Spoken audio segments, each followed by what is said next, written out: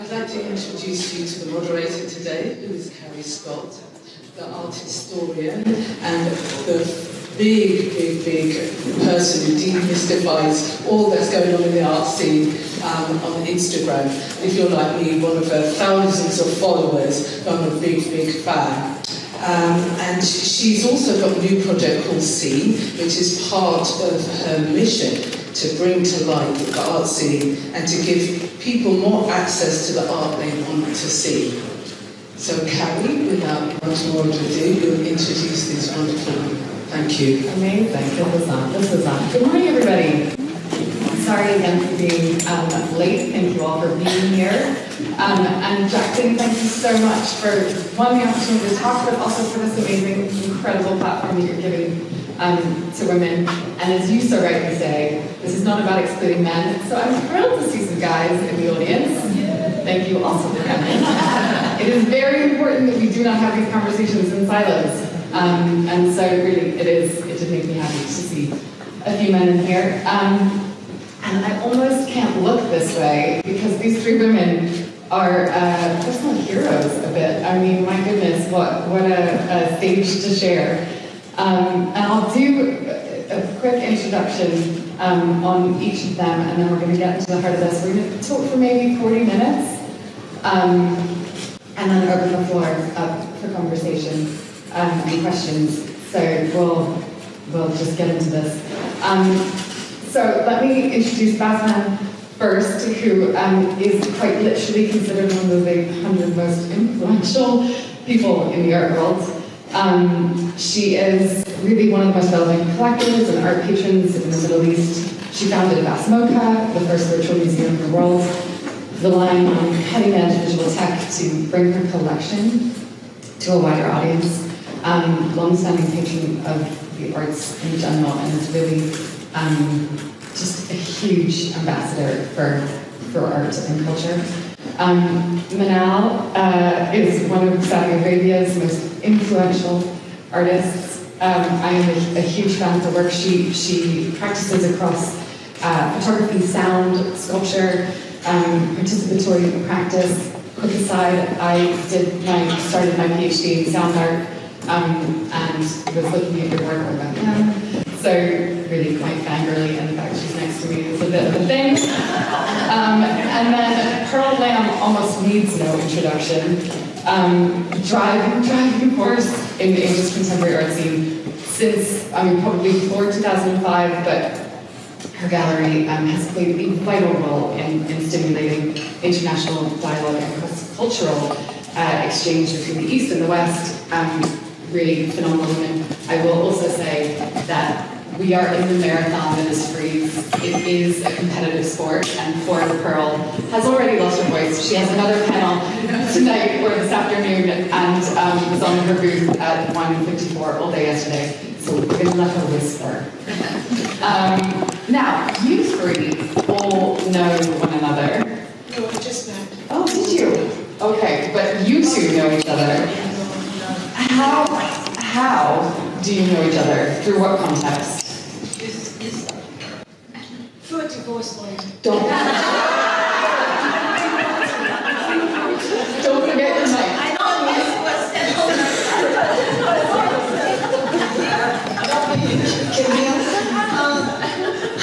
my really good friend just divorced, and they shared the same lawyer with Basma. And then they realized that Basma is a huge collector of Chinese contemporary art. So we met, we had dinner together, and then we started chatting, and the next day we became sisters. And the relation really did grow into more friendship, and we traveled together, and we have so much in common. We always say we're sisters, different culture. We have kind of like same experiences. I was completely astounded. A Saudi living in England, collecting Chinese art. I was completely floored when I was told.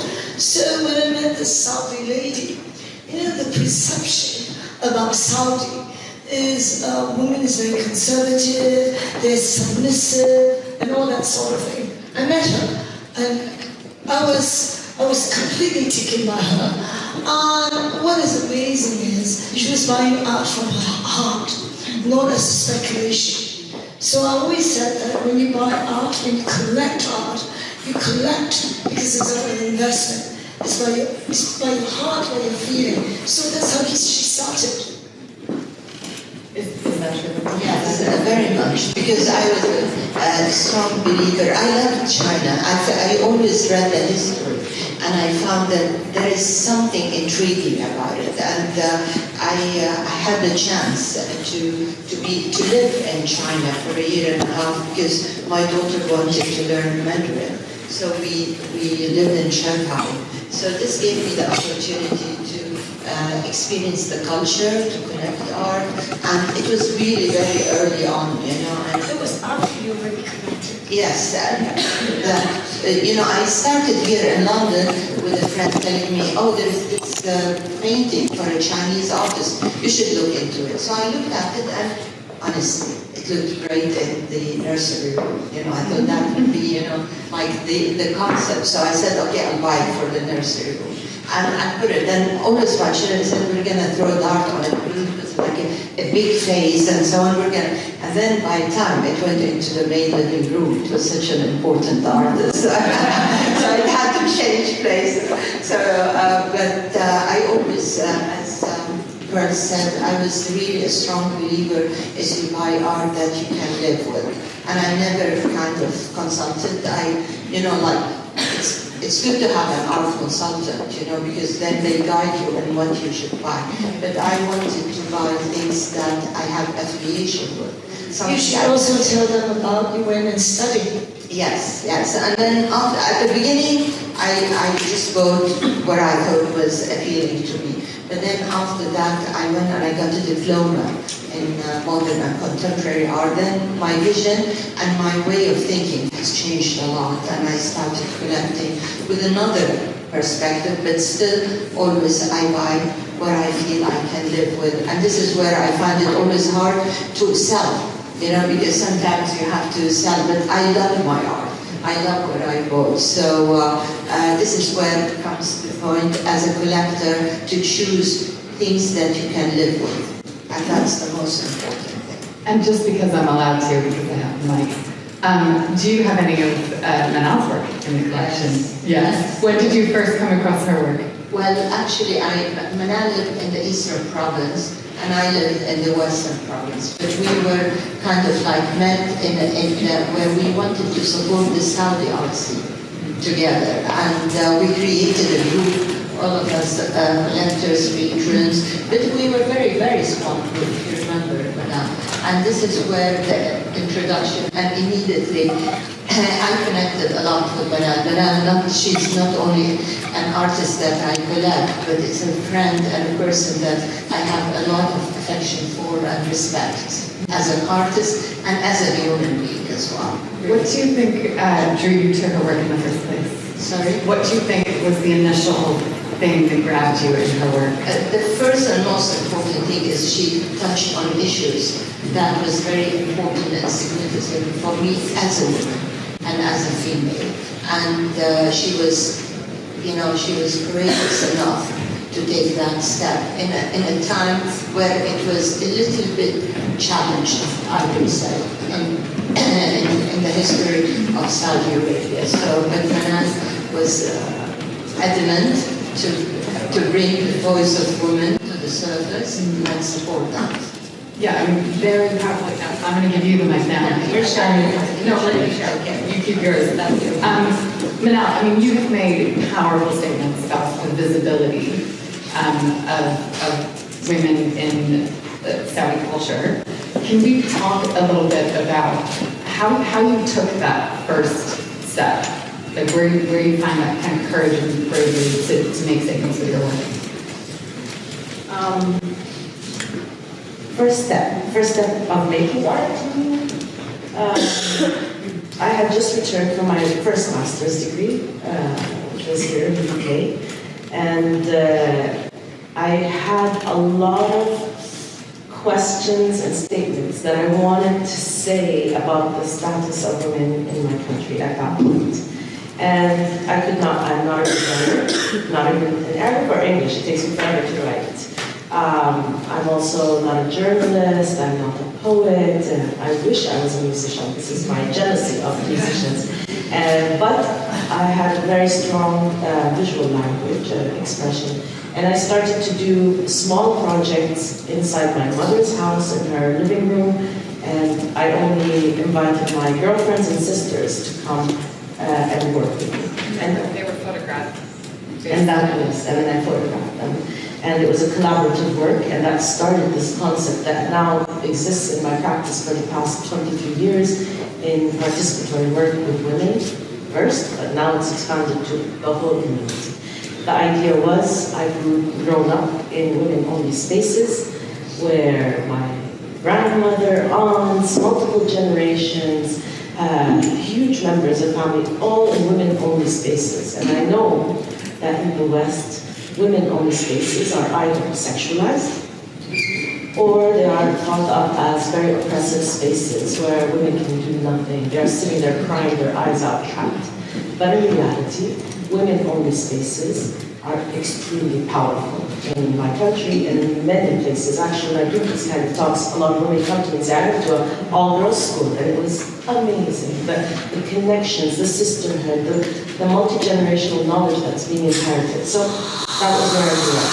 And I decided to use that as the basis of a lot of my work, but that came instinctively. It was not a calculated decision. I always thought of, if I were to go out and make a statement about women drag, for example, when women were not allowed to drag, alone, it is a huge risk for me. But if there is 100 women saying that statement, then it's diluted. You cannot point the finger at a single person. So this is where a lot of philosophy around feminism and how the sisterhood and the connection between women across communities, across countries and the world, how important that is to advance women's protection and wellness. This is a bit of a segue. And given where we are, I think it's important to ask all of you a question I've been asking myself, is whether we collectively believe that having a fair that is just for women is a good idea. Does anyone want to take that? Just women? Yeah. I never thought that art itself is about gender, is about nationality, is about anything. When I see a piece of artwork, it's good, it's good. No matter, what gender what nationality, I always say that it's not about a passport. It's about your idea, it's about your work. So I don't think, I don't even like, for me, even participating in 154 is completely out of what I would do, because I don't like anything saying this is African art, this is whatever. I don't believe that. Just so everyone knows, I-54 is African only art at Somerset House. Yeah, so I do not, I never believe it. But this time is I have to support my artist. So I did a sort of one for him. But in normal time, no way I'm going to be defined. Because artwork is an artwork. It's either you're a great artist or you're not. I think as well, it's not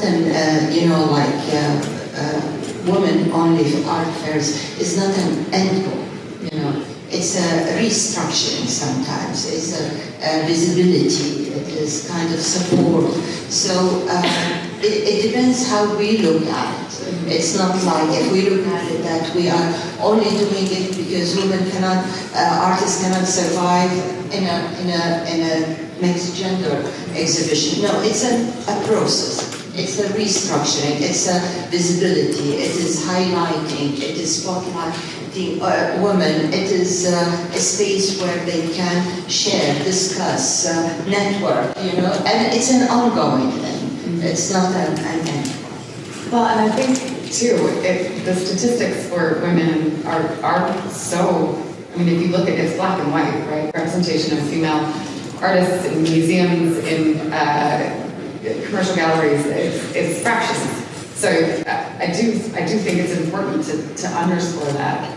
And to Manal's point, I think there is power in female-led spaces. I mean, I was wandering around this morning and just getting a bit like, oh, yeah, here we are. But I think the last 10 years, women artists has given much better platform. And I remember more than 10 years ago when I did a show for Jenny Hossa. Jenny was saying to me that he said, look at the prices of a male artist compared to women artists. We are 10% of the males and male artists. But at that point, I remember when I was in America, they already talk about they're giving platform for women artists. So then it turns to be diversity as well. Being an artist that has been always, in the beginning of my career, it was impossible to enter a museum exhibition without being Middle Eastern art, women from the Middle East. These categorizations that were really sometimes limiting, but I did them because I thought that was a way to step in and then do these kind of conversations. And so I think for creating a women art fair, I appreciate the idea behind it, given that frieze is right next door. Bags are buzzing, like money moving, economical fair. I think this fair has a different objective. And really, I hope from this initiative that you become advocates and not stick to your silo and promoting this space. But this is one of your activities, but you must demand from frieze to include more women more. You must use your group here that's sitting to go out and ask institutions to include. You should get statistics and study them. How many women are included in Hayward Gallery exhibitions? And then you petition them, because you are a very powerful group of women, and you can demand. So do not sort of isolate yourself in your demands, but actually this is a space to gather, exchange ideas, but the ultimate objective should be to bring us to the outside and to be together, men and women in an equal space. I have a point here to say, it's like through history, the male narrative has dominated the art history. And I feel with the empowering female artists, we will create a new narrative that can definitely add to the dialogue, the cultural dialogue, where from a different perspective, because we cannot box, like male, female. We need to have this kind of new narratives where they have the equal presence, equal opportunities, and stop thinking about it as this is a female, this is female. We just kind of assess it according to the quality of the work rather than the gender. And it is the history. The problem is always been the history, and all these women have been underrepresented in history. So we have to change that notion and that idea.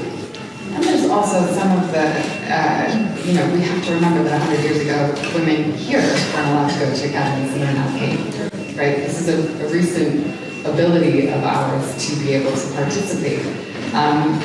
Did any of you think that there are still invisible boundaries that are placed on us as women that are holding us back? I don't think so.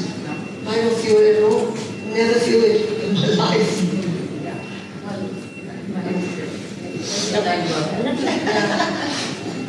I do. Yes. I do. There are, especially in the art world, I think I've had multiple lines of work in corporations, but in the art world, gatekeeping is a shock to an innocent artist that starts her career thinking, I'm so proud of this artwork and people are appreciating it. I think I can make it in this museum or this gallery or this auction. A big example, a very simple one. I'm now considered mid-career artist. I'm representing my country at the Venice Biennale. I've had my artworks collected in every museum in every continent in the world. I've been living in London for 9 years. I have not had a single exhibition. Can you see the gatekeeping and boundaries that I'm feeling? And I exhibit in New York, not in this city. And the city, I moved to it as a city of art. And to find this huge barrier is very shocking.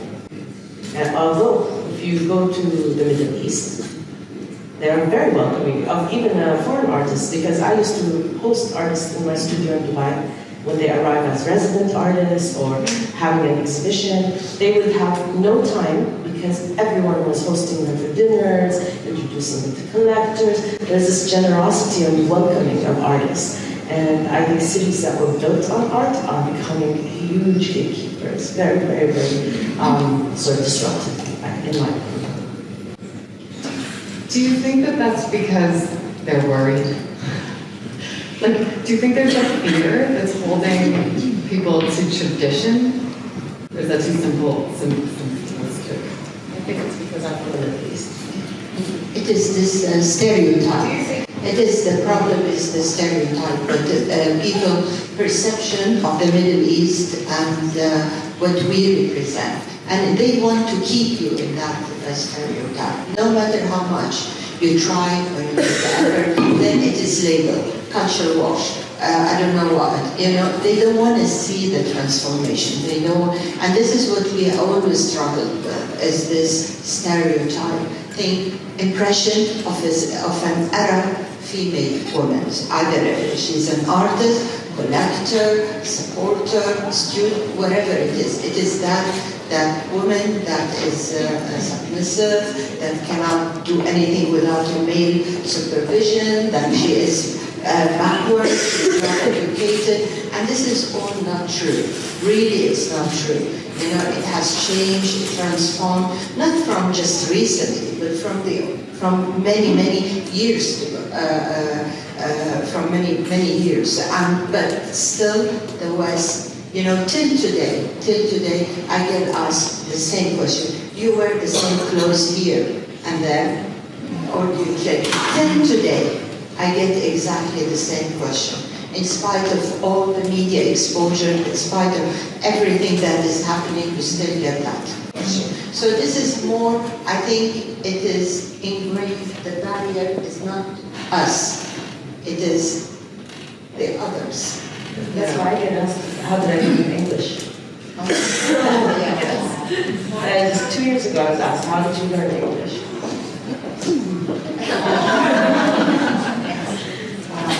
Pearl, do you find a similar thing? No. I'm from Hong Kong, and Hong Kong, we never have a problem with gender. Men and women is the same, and then my mother's from Shanghai. I lived part of the time in Shanghai. Shanghai is woman lead. The difference is people have this perception about Chinese, very submissive and all that, but in Shanghai it's completely different.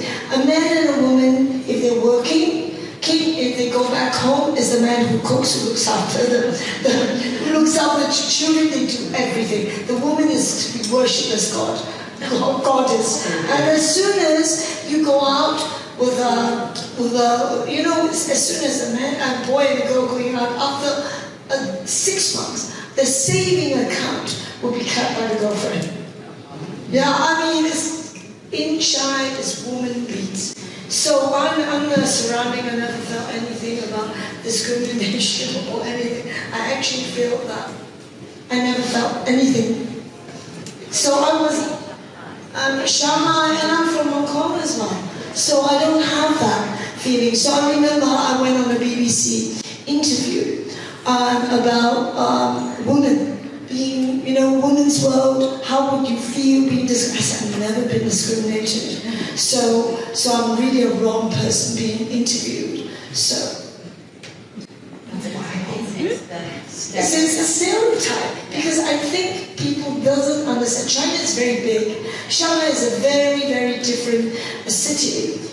And from Hong Kong, definitely we don't have anything like that. So brought up completely the same as the boys. And if we don't boss them around, they're lucky. My experience, a bit like you, Manal, I think I got into the art world because I thought it was progressive, I thought it was open, and I didn't, I never thought being a woman was a problem. I grew up between London and New York. Maybe some of that was there. And then I started working in the art world and was like, oh, no, this is a problem. I am a girl. Like, you know, being objectified, sexualized by clients in my 20s.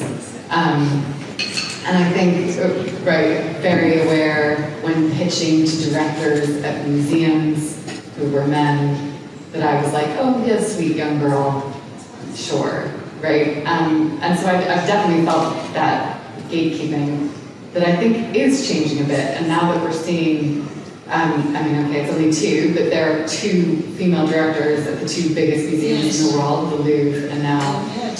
Yeah. And we also have MPG right here, who's just been taken over by another woman. That I'm like, I feel a little bit of hope, and I almost don't want to say it out loud, because you know I think I'll get slapped down any minute, and I think it is a bit of fear. It's a bit of we don't really need to change things. Let's not shake things up too much. Do you have a little bit of hope now? Always, always. But I don't know, I'm being discriminated in the art world in very different things. When I walked into the art world, there's like, oh, she's from this wealthy family, she's not serious, she's frivolous, you know, all that sort of things, more than as a woman. I don't know you. For me, my position as a collector, it's totally different. So it's the only, you know, kind of like barriers or the only challenges I found is literally to enforce me being a woman from Saudi Arabia. That was the only thing. Maybe they didn't take me lightly, but they just said, oh, I'm sorry, but she can afford it. And this is something I really hate as well. Patronizing. Yeah, you know, like I'm here to have opportunities to look for good art, to appreciate, but in my own capacity as an intelligent person, I know, not as a source of materialistic things, you know, but you know, and you see it with sometimes with gallerists, they don't have the time to talk to you. They only want you to buy. That was all. You know, give me a chance to understand. Because from my own perspective, I have to understand what I'm buying. It's not enough if there is a consultant for some other people that explaining the work. I want to understand. I have to see the journey of the artist. I have to get more information about it. I have to be convinced is where I am having or buying is resonate with the rest of my collection. They don't care.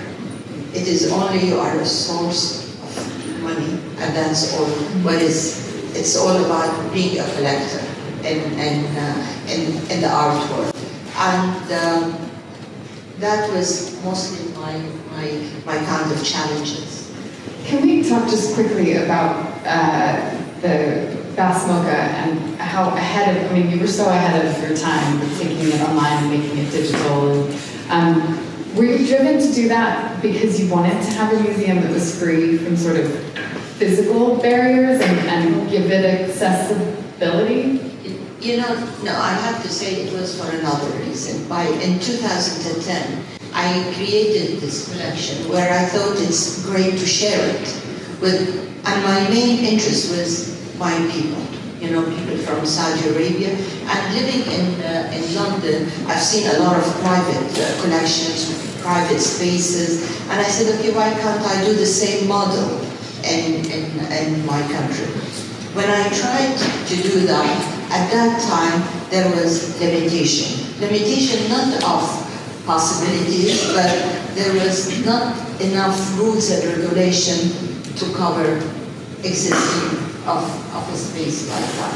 So when I touched on that subject, I found it was very hard to create a physical space.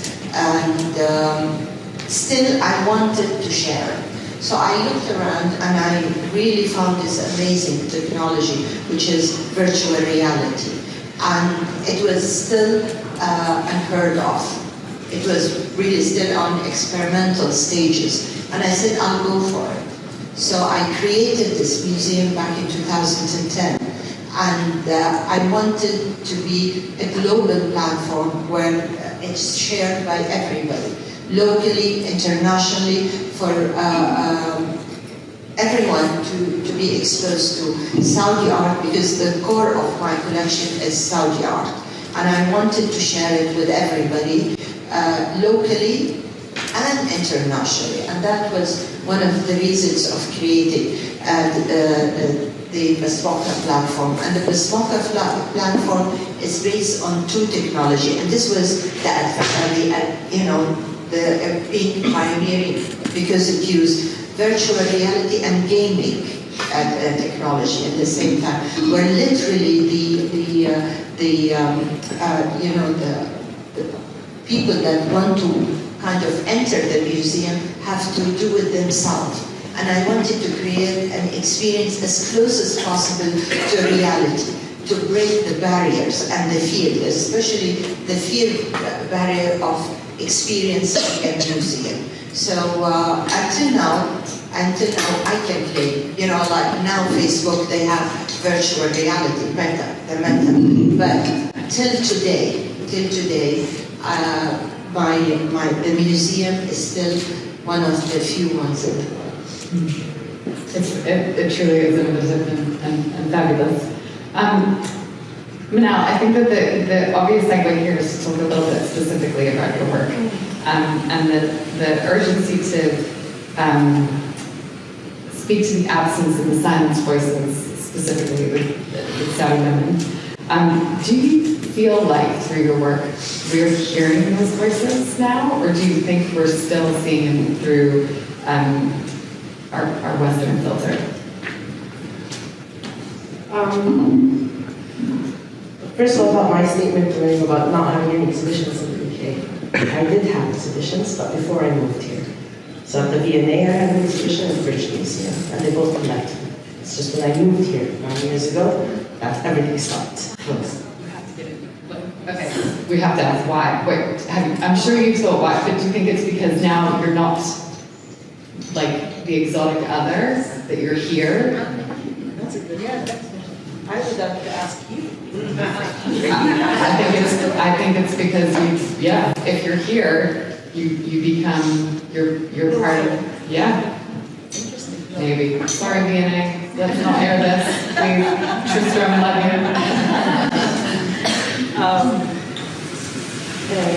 Your question about my art and women's voices. To tell you the truth, my focus has never been the other voices. It was always my voice. It was very sort of selfish journey of, I want to be heard, I want to say something. And I do use women around me to help me say the truth without feeling alone doing it. I also, another example I always give is that if you sing, I'm a bad singer, I have a horrible voice, and if I were to be asked to sing, I will not. And if you tell me 100 other women will sing with you, I will accept. And it becomes a joyous occasion, your voice can go out as loud as you want. So it is a different kind of balance that I'm creating within my participatory work. And that's just one angle of my practice. Reaching out to groups, large groups, to make big statements. This is the most important example today is my Venice Biennale artwork, which is titled Shifting Sands of Battle Song. When I was approached by the Ministry of Culture, because as you know, Venice Biennale is a nationhood kind of biennale, not an open biennale with curators, but it's really about nationhood. The first thought that came to my mind is that, all these years, women in my country have supported me. I just make a call on my Instagram, 200, 300 women sign up within hours. It's a huge supportive act. And so I thought, now that I'm going to this global platform, I will take their voices with me and really celebrate them. The basis of the artwork was really about the cacophony of media that surrounds the body and existence of Arab women maybe from the global south, I would say, can be included, and how the stereotype they can't snap out of it. They just love it. It's such easy clickbait. It's lazy journalism. It's easier to write an article about this poor, oppressed other. And we are fine. And we know that women are not fine around the world. We know they're not fine in America. We know they're not fine in the UK. And so this othering, this clickbait, has surrounded me my whole career, my whole life, that I've lost my identity because I've survived or understood myself through defending against these words and this language. And so that's, the artwork is like, identifies these factors of cacophony of mass media, but then at the heart of it is where I bring in voices of women in Saudi Arabia. And I put a call out, my studio manager here, Carrie, she really organized everything because in Riyadh alone, when we put out the Instagram, I've been working like this in like small scale, quiet, in women-only spaces. So, a charity that supports women in the Eastern Province who post me knowing that it's a women-only space, nobody can come in and interrupt us. In Riyadh, there was another vocational training for young women to really enter the job market. And they created a space for me to this. This is when women were in a different situation. 2016, Saudi Arabia transformed, a new king, the rules were changed, like back to back. Everything that we dreamed of just happened in a few years. So, a new setting where I put out a call for women to participate in this artwork. Within 1 hour, we had 340 people registered in Riyadh only. Imagine what you cannot control a room of 340 women without losing your mind. And I did a bit of shouting. Again, sit down, listen. But you really wanted to create a space in participatory work. You have to create a space where you connect really emotionally with everybody in that room. And it was so easy to do it, even with 340 women. It's a wedding, I would say, our wedding. And they drew for me, they wrote for me, and there was something completely different than what it was before in my participatory works. This time, there's a lot of young girls came. These are women that did not really feel what I felt or go through what I went through. They were very young, and so they opened up to feminism or womanhood in this new sound. And so for them to have this very empowered voice, and they came with their mothers and grandmothers, and they drew for their parents, and I gave them a space in the artwork where their drawings are very visible. They're floating, you can read them, whereas the cacophony of media, completely you cannot see it. It was obscured, it was systematic.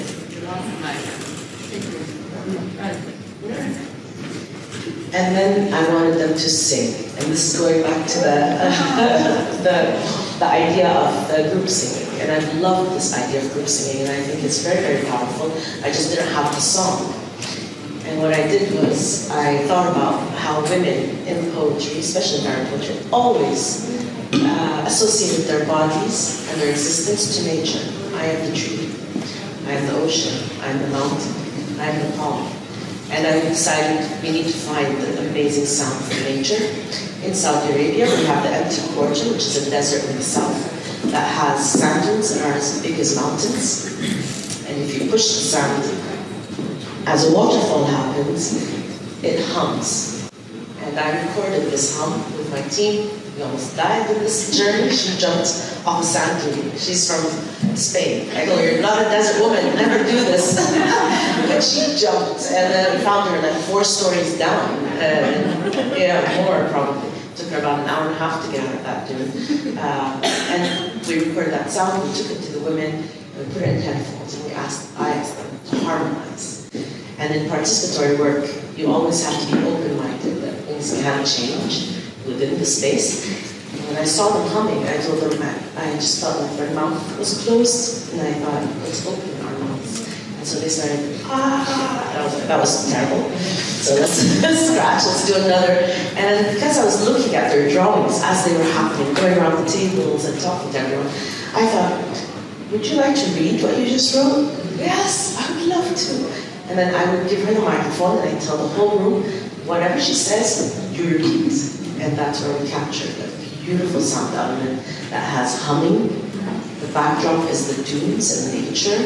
sort of groaning with us, and then really making very, very strong statements. There was an 11-year-old who wrote, "We are peace, we are war." Imagine, 11-year-old, where would she come up with these words? It was a very, very empowering moment for this work, and I'm very proud of it. Even hearing you describe it is empowering. I mean, I think I was looking at the crowd and everyone's sort of nodding along and getting swept away with it. I have no idea what time it is, but I'm guessing since the mic ran out of battery that I probably need to wrap it up. Thank you for that hint, Jamie. Pearl, can I just quickly end with a question to you, which is just, do you think that the art world, you've been in this game for a very long time on the commercial side, do you think that we're all playing it too safe right now? Too safe. Like, is it still too safe? Do we need to shake it up some more? I think, of course, this is a new, I like to shake up things anyway. Wait, I think this is, when you look at the generation, the Gen Z is completely different audience or collectors than what we are presenting. So I think the art world has been evolving. We're trying to evolve to accommodate this Generation Z. And where their attention span is very short, and what they like is really very different from the older generation. So anyway, we are being pushed to open up and pushed to accommodate. Before, when you look at artistry collaboration, it's a complete no. Today, how can you not do collaboration with brands, and also popular artists. What is popular artists? And also going to Instagram, looking at artworks.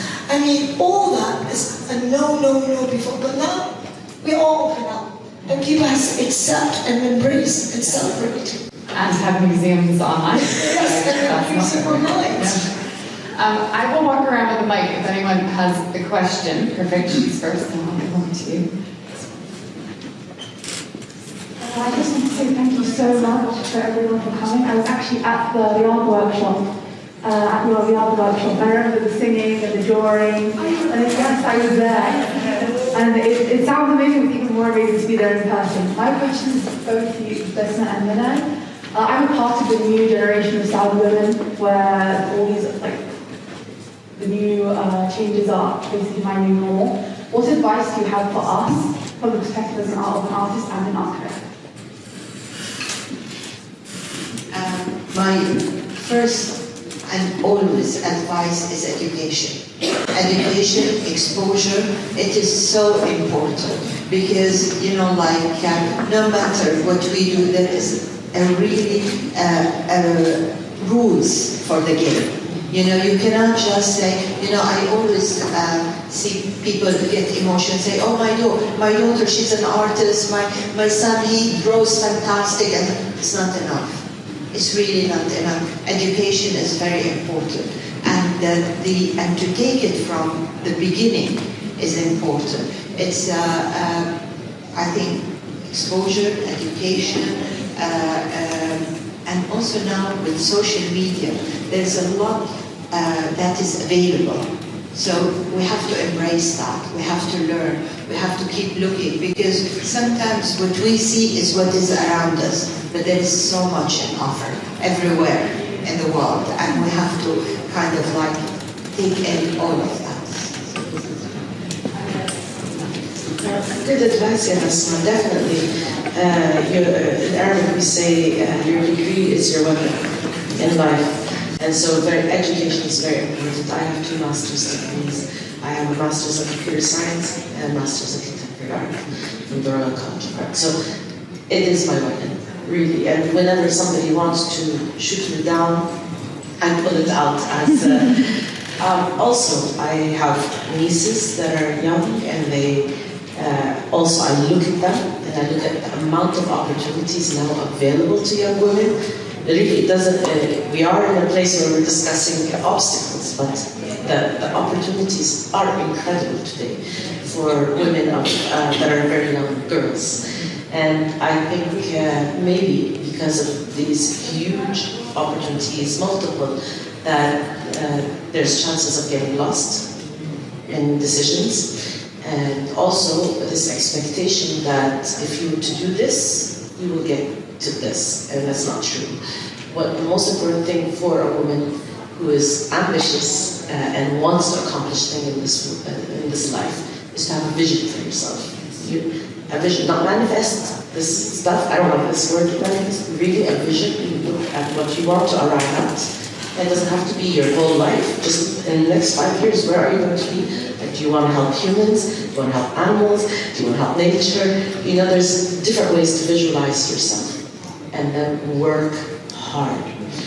You will not accomplish nothing in this life without working every single day hard, and to negotiate for your access without tears. Brilliant. Any other questions? Yeah. Any other questions?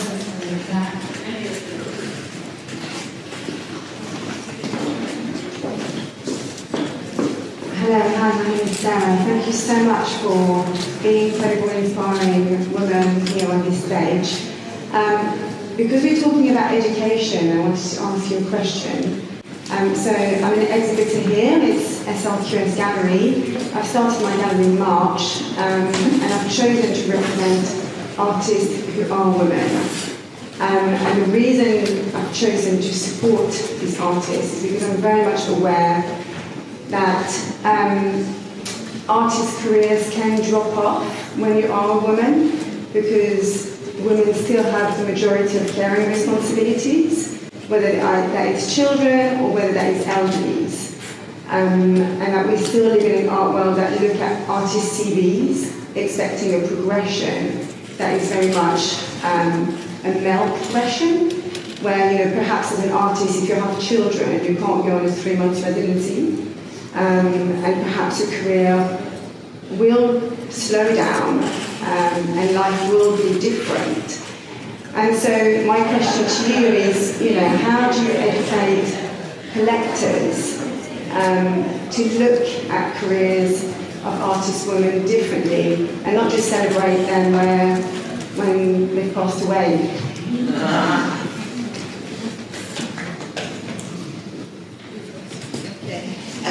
I think, you know, like, we have to be very factual in here. You know, as a collector, I am sorry, but I am not going to look into that as a major point for me to buy. You know, you have to prove yourself. You know, if you're an artist, you have to prove yourself. You have to work hard on it. You know, like, of course, there is always a support for artists in general. But also I have to be selective in what I buy or what I do, and I have to be supporting the right talent, you know, without being emotional. You know, at the end of the day, it's not a charity work. I'm sorry to say that, but it's not a charity work. It is very much, here I am as a collector looking and supporting real talent, you know, and this is how I look at it. I always say that it's not man, woman, whether you're taking a break or maternity leave or looking after your children. I think an artist of herself is, if they produce great work, even you take a hiatus, you think. Your mind will not stop thinking. Even if you're, you know, if you're an artist, even if you're looking after your children, your mind doesn't stop thinking. So when the day your hiatus is finished, you still create. We don't look at the CV. We look at the collection. We look at the work. We look at, you know, which is your permanent collection, who are you working, which is your platform. Of course, finding platform is difficult, but if you find a good gallerist and who would market you, work together with you, all these are small matters. Because it is how you support the artists and how the artists are doing great work. Great.